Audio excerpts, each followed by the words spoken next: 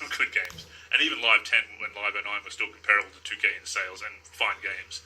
But yeah, like for me, I enjoyed Live 09 and Live 10. Like, they were solid. It was just patch 2 that sort of killed Live 10. Absolutely, which we can talk about at length, and perhaps we'll cover sometime. We could talk about a retro gaming section on the podcast at some point. Of course, I do have Way Back Wednesday. But, I mean, the fanboys and the haters are everywhere, and as much as I hate those terms, certainly there are people who fall under that category. And interestingly, sometimes they even that they even manage the social media accounts of major networks. And this is brought to our attention by Chillionaire.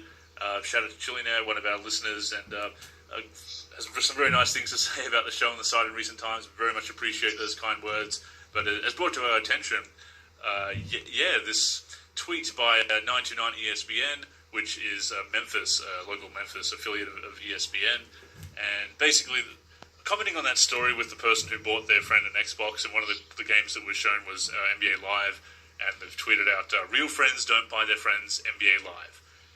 Which, there is a couple of problems with that. Is obviously, it's childish and snarky, but hey, that's Twitter for you. But the funny thing is this is an ESPN station, and what station is represented in NBA Live? ESPN. So it's a kind of a poorly thought out swipe in that respect, in that your parent company, ESPN, and the national part of it, is actually represented in the game, and you have that deal with them, an exclusive deal, in fact, with EA, and have since 2006 about this. But and it's hard to not come across as being petty or overly sensitive to it, but I don't know, I just think it kind of lacks class, to be honest. And my response via the official Twitter account, in case people wondered who was behind that, me, obviously, head janitor for the NLSC, and social media, chief of social media, what other grand titles can I give myself? Anyway, it is me behind it. And I commented as our account that I hadn't seen disrespect like that since Kenny Smith promoted NBA 2K6 while appearing in NBA Live 06, which he did at the 2006 All-Star Weekend. Kind of awkward. Although he did appear in both games, to be fair, and I think 2K6 came out a bit later that year, because that was when 2K was coming out slightly after Live, I think, at least depending on platform. But, yeah, it's just kind of disrespectful. Yeah.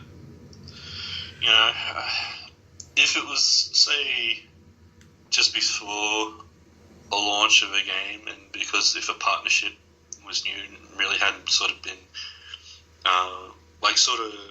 say, between the news or the calendar release cycle of the year, and when they're leading up to building up all the info and giving you, week by week information of what's in the game, and that if, say, the partnership hadn't been public knowledge prior to then, you could probably understand the mistake.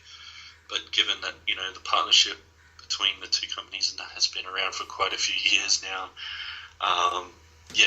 not doesn't bode well in that sort of sense. And it's most likely that it was a younger person maybe who, is just trying to keep up with the social, do I want to say stigma, or sort of the